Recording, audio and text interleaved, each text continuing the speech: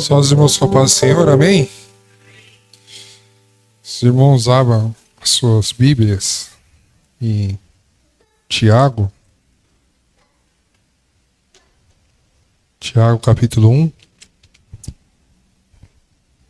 A gente vai ler do 1 ao 4. Tiago capítulo 1, do versículo 1 ao 4.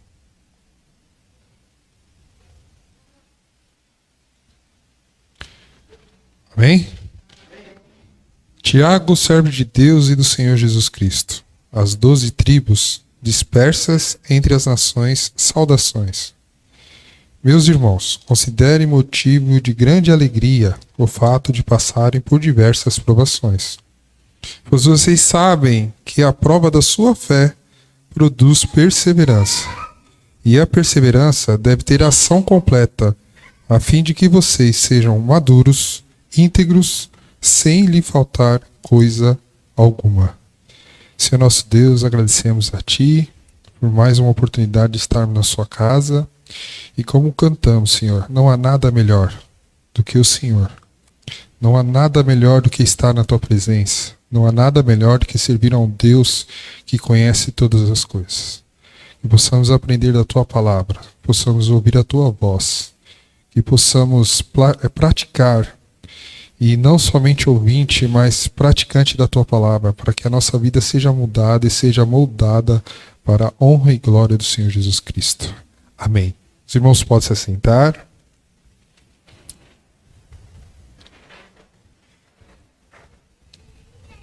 Vocês estão felizes? Olha, estão mesmo, hein? Graças a Deus. Vamos lá, a gente vai começar uma série de mensagens sobre a carta de Tiago e sobre o livro de Tiago. E se os irmãos tiverem, são cinco capítulos só, dá uma lida em casa, né? Tiago vai falar bastante aqui com todos nós, e a gente vai entender um pouquinho o que Tiago tanto falava ali para aquele povo ali que estava sendo perseguido, né? Bom, vamos lá. Quem foi Tiago? Né? A gente sabe que existe diversos Tiago na Bíblia, né? Mas esse Tiago aqui, a gente sabe, né, do Tiago no Novo Testamento, como eu disse, tem vários Tiagos, não era o apóstolo do irmão João, né? Que João tinha o irmão chamado Tiago, né? Porque ele foi martirizado em 44 depois de Cristo. Né? A grande maioria dos estudiosos concorda que o autor desse livro, dessa carta, foi o nosso irmão Tiago, né? Irmão de Jesus. Né? A gente vai contar em Mateus 13:55 ali que vai falar. Mas é interessante que esse Tiago, irmão do nosso Senhor Jesus Cristo, até então ele não acreditava muito em Jesus como o Senhor dele. Né? Talvez como a gente sempre brinca, né? A gente costuma dizer assim, o santo de casa não faz milagre, né? E a gente vê na vida de Jesus o Tiago como seu irmão, como cresceu com ele ali, não dando muita importância como Jesus, o seu Senhor. Mais pra frente ele vai entender. E é interessante aqui que Tiago não olha Jesus como Senhor, até Jesus aparecer depois da ressurreição. A gente vai encontrar ali João 7,5 e 1 Coríntios 15,7. Né? Ele se tornou aí, depois da ressurreição de Cristo, o encontro com Tiago e Cristo. Tiago se torna uma pessoa totalmente diferente. Né? Ele se tornou líder da igreja em Jerusalém, né? Nos anos após os dias de Pentecoste. Ele ficou conhecido como Tiago o Justo, né? Ele tinha a fama de ser justo, o justo, né? Então, de uma pessoa que não acreditava no Senhor Jesus, após o encontro da sua ressurreição, até um sobrenome de o Justo ele recebeu. Então, ele é um personagem forte, né? Depois ali do Pentecoste, né? Um dos líderes da igreja, né? É interessante que isso impacta tanto a vida de Tiago, e tem que impactar a nossa, que Tiago ele começa dizendo assim na carta, Tiago, servo de Deus e do Senhor Jesus Cristo. Mas ele poderia dizer assim, Tiago, filho de Maria, que era uma pessoa famosa, porque tinha nascido o nosso Salvador, foi escolhida, né? Foi agraciada para gestar o nosso Salvador. E ele podia dizer assim, nada mais, nada menos do que o irmão de Jesus Cristo, né? Poderia bater no peito e dizer assim, eu sou o Tiago lá, vocês não conhecem Jesus Cristo? Ele é meu irmão, né? É que nem o irmão mais novo, quando provoca alguém na escola e fala assim, vou chamar meu irmão mais velho, hein? Você vai ver.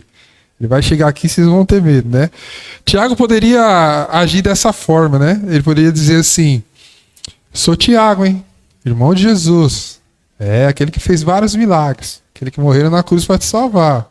Aquele que vai voltar, né? Ele poderia dizer. Mas interessante que ele começa a carta dizendo que é Tiago, servo de Deus, servo do Senhor Jesus Cristo. Naquele momento, Tiago entende, não somente o seu irmão, mas ele se tornou servo do Senhor Jesus Cristo. Servo do nosso Salvador.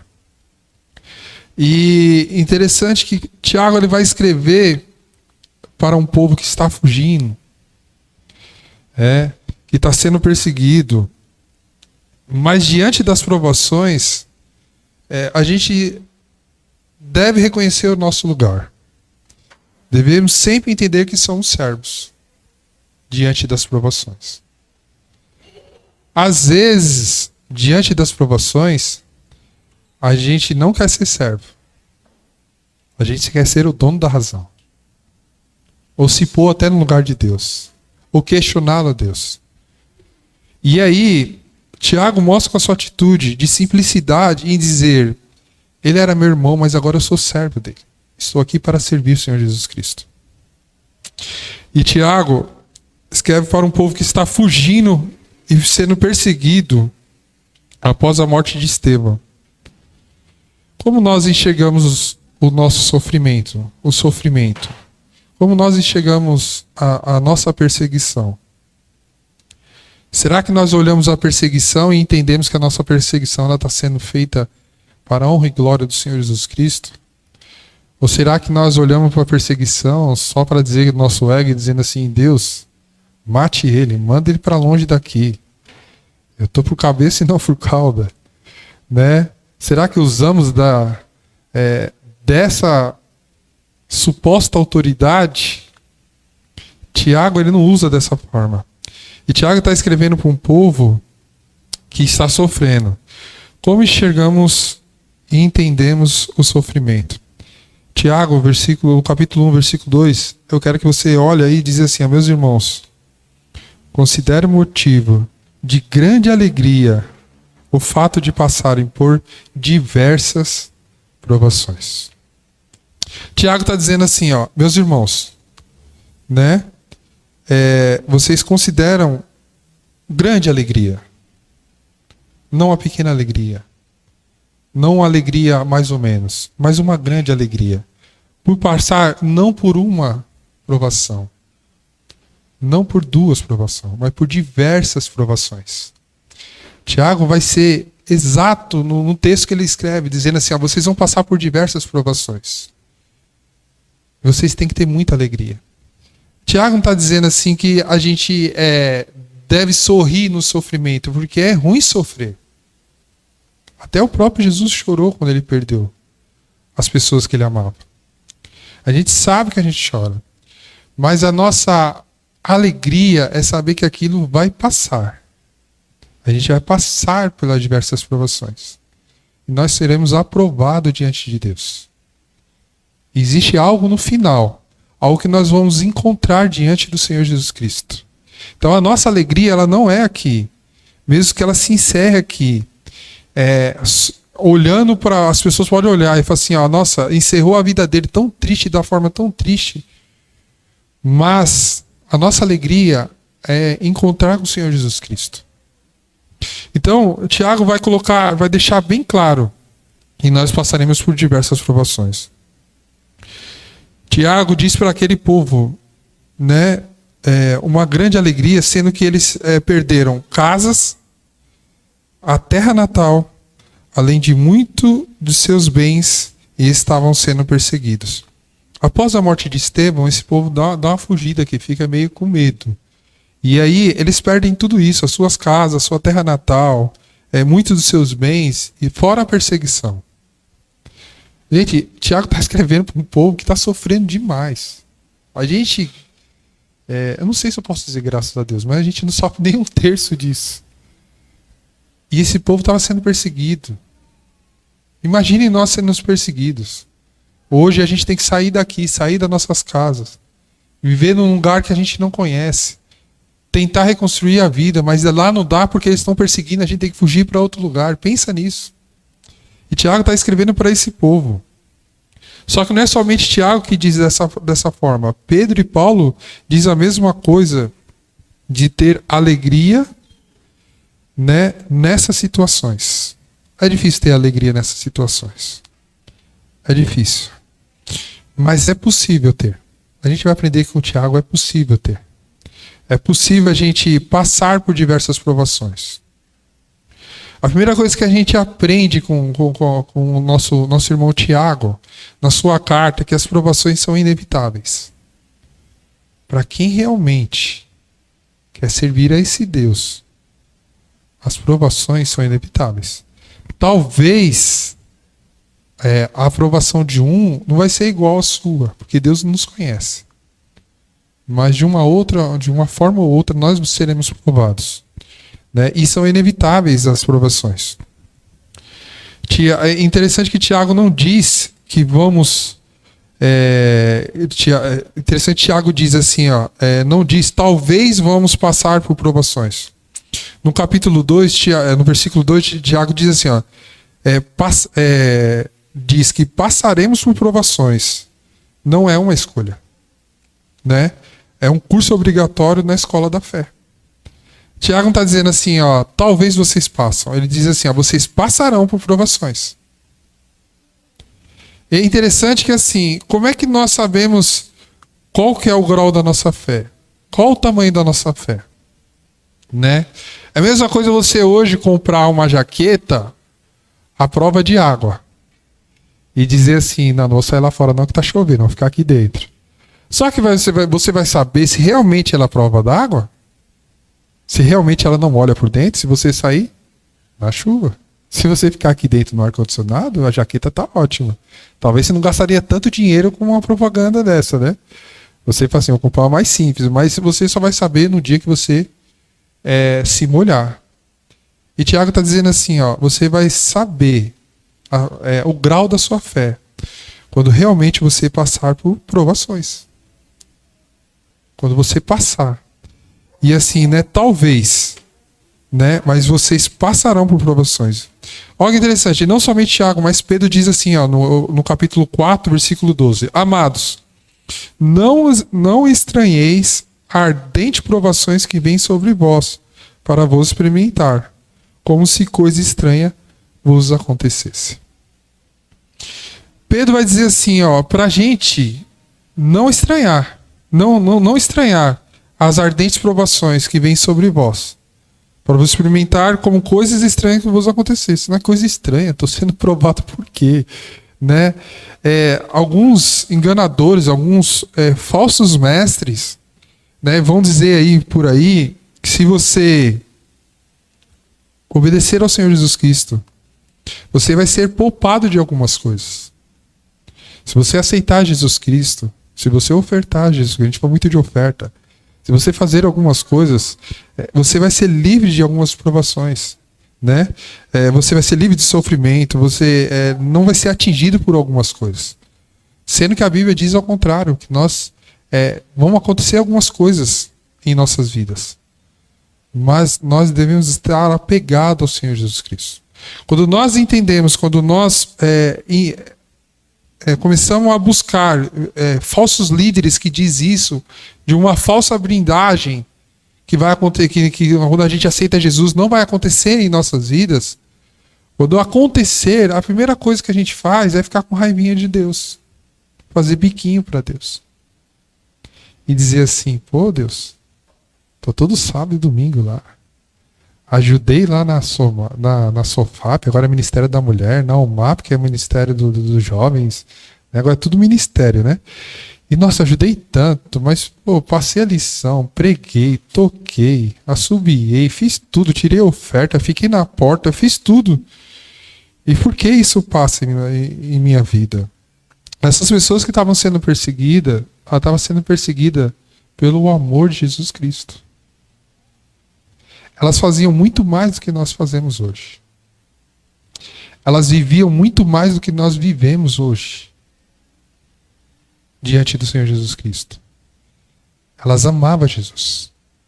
Elas perderam a sua casa. Elas perderam a sua terra natal. Elas fugiram dos seus lares. Elas perderam suas identidades para se identificar ao Jesus Cristo, ao qual elas serviam. Elas não hesitaram de abandonar todas as coisas. E às vezes a gente abandona por muitas pequenas coisas. Coisas que demandam o tempo do dia a dia, não tenho mais tempo para Deus. E a gente está num... O pastor Michel tem trabalhado muito aqui com a gente.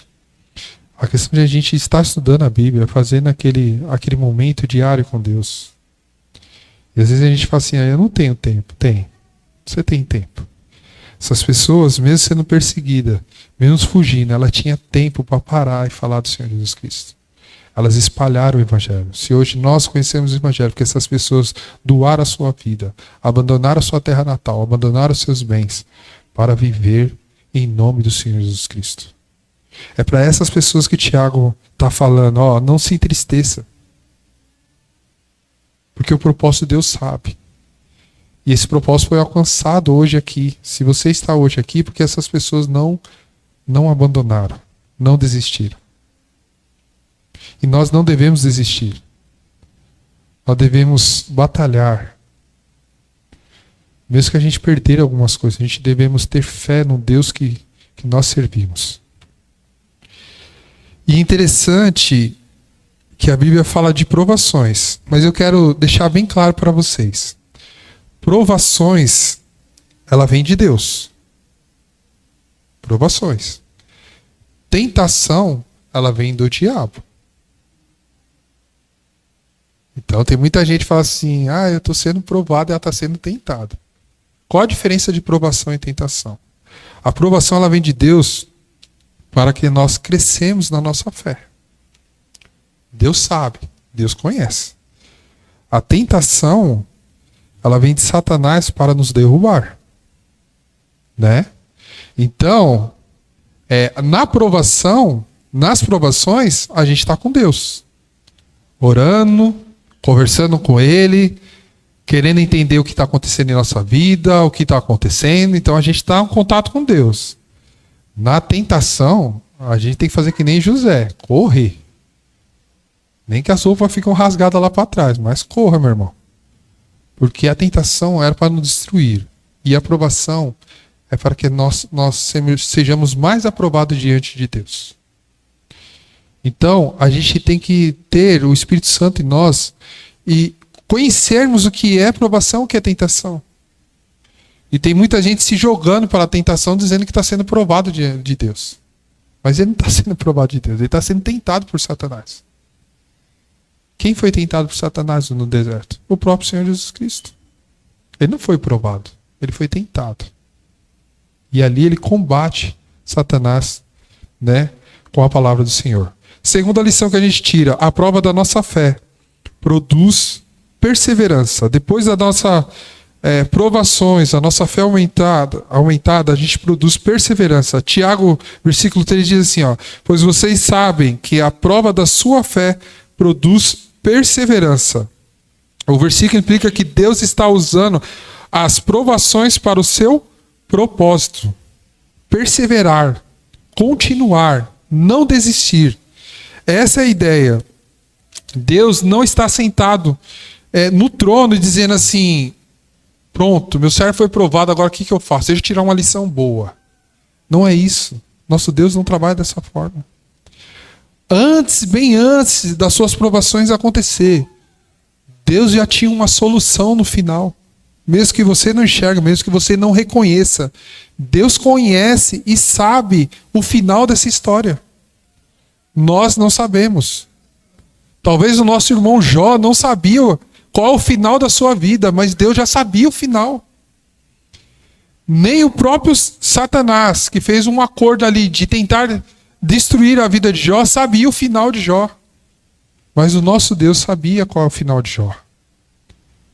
Para a honra e glória do Senhor, para que nós aprendamos com a vida de Jó, que o final pertence a Deus e não ao homem, e quanto menos ao inimigo.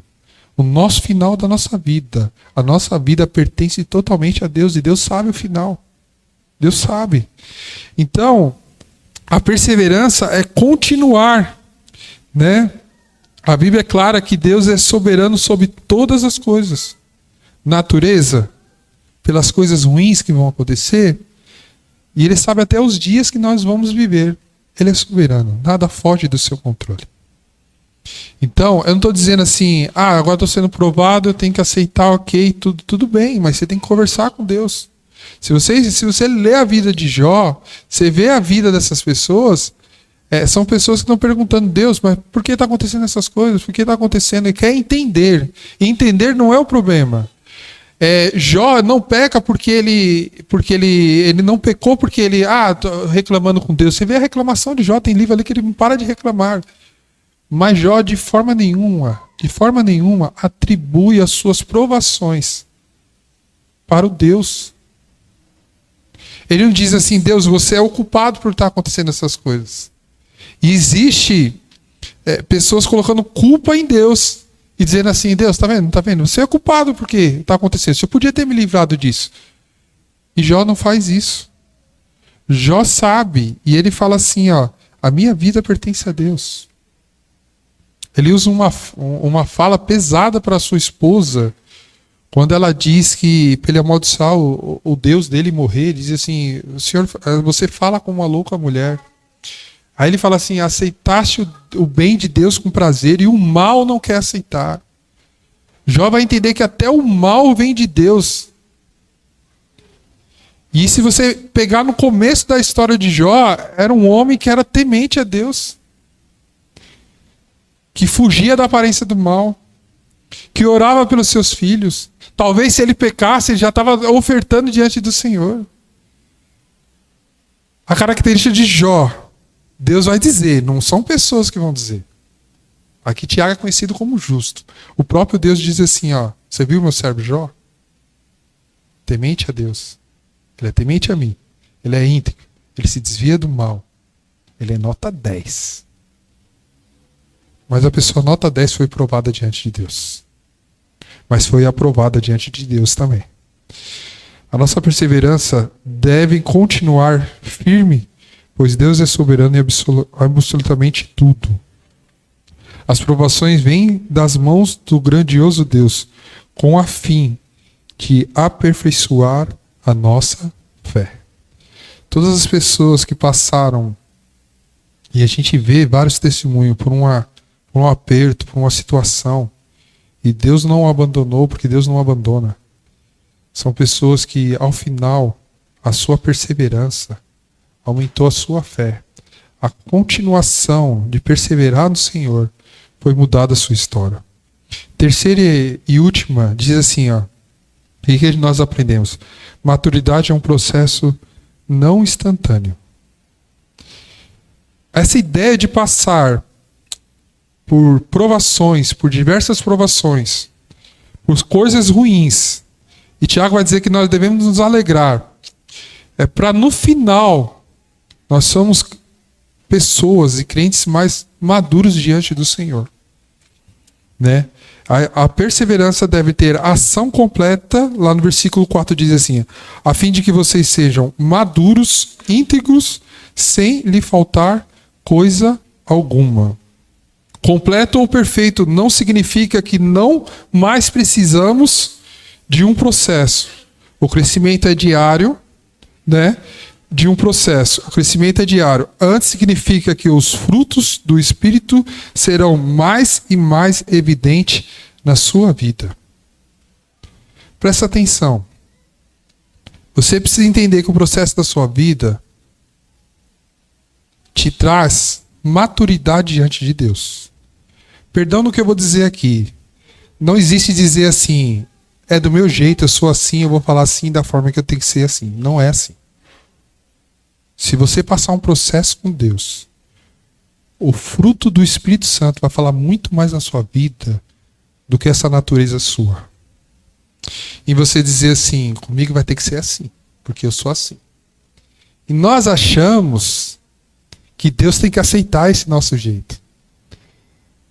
Nós olhamos e entendemos assim, Deus, tem que aceitar porque eu sou assim, o Senhor que me criou assim. E Deus está dizendo que o processo da fé e da perseverança vai nos tornar um crente maduro diante de Deus. E como nós entendemos e olhamos e compreendemos que nós agora somos diferentes do que há 5, 10 anos atrás. Quando o fruto do Espírito fala muito mais do que as nossas ações carnais. Quando não mais batemos no peito e dizemos assim, eu nasci assim, né? O crente Gabriela, eu vou morrer assim, né? Não, eu digo assim, eu nasci assim e fui transformado pela ação e graça do Senhor Jesus Cristo. E hoje, o que molda a minha vida é o fruto do Espírito, se tornar como Cristo, ser espelho de Cristo Jesus. E a gente retarda o nosso caráter, se tornar crentes mais maduros diante de Deus, porque nós abandonamos alguns processos diante de Deus que conhece todas as coisas. Você não pode perceber a sua mudança, a sua maturidade. Mas dá uma olhadinha. Bate essa só na sua mente e fala assim, há 5 anos, há 10 anos atrás, há 20 anos atrás, eu amo mais a Jesus do que há 10, 15, 20 anos atrás? Será que agora quando eu peco, me traz nojo, me traz vergonha diante de Deus? Né? Será que há 5 anos atrás, há 10 anos atrás, eu não ligava muito e quando eu pecava acontecia algumas coisas e hoje eu tenho vergonha e hoje eu corro diante de Deus para que Ele me perdoa rapidamente porque eu não quero fugir da presença dEle? É a atitude de Davi. Senhor, não afaste o teu espírito de mim, né? Não me abandone. Eu sei que eu errei, mas eu preciso estar perto de ti. A maturidade é olhar para trás e olhar agora e dizendo assim, será que eu obedeço mais a palavra de Deus?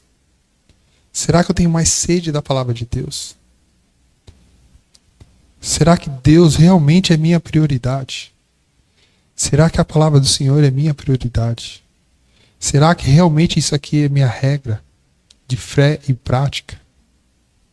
Será que eu tenho olhado aqui dizendo assim, como diz Tiago, eu preciso me mudar. Eu preciso aumentar na minha fé.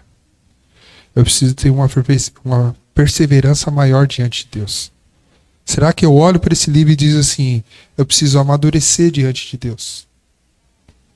Ou as outras coisas têm ocupado a nossa mente? O que tem ocupado a sua mente? O que tem tirado o seu sossego? O que tem tirado o seu sono? Descanse no Senhor. Descanse em Deus. Faça desse livro um manual para que você seja uma pessoa melhor. E aí a gente, como diz lá na lição, a gente falou, mas é difícil que a carne é fraca, né? A ideia do ser humano é sempre estar caindo para esse lado. Mas Deus está dizendo assim que o espírito dele é muito mais forte do que a carne, quando nós buscamos. Deus está dizendo que se a gente busca a Deus, se a gente ama a Deus, se nós se consideramos crentes maduros, a gente entende que a nossa carne ela vai morrendo todos os dias. E nosso espírito vai vivendo todos os dias. Você tem vergonha em dizer a quem você serve? Será que você tem vergonha em dizer na escola a quem você ama e a quem você presta culto e adoração? Ou será que você tem vergonha porque suas atitudes não têm mostrado o Deus que você serve? São nossas atitudes. A gente falou aqui de manhã, são nossas atitudes. São o nosso caráter formado e aprovado diante de Deus. Então para de dizer, comigo é assim.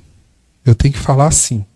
Tem que ser dessa forma. Até Deus tem que agir da minha forma, porque senão não vai rolar.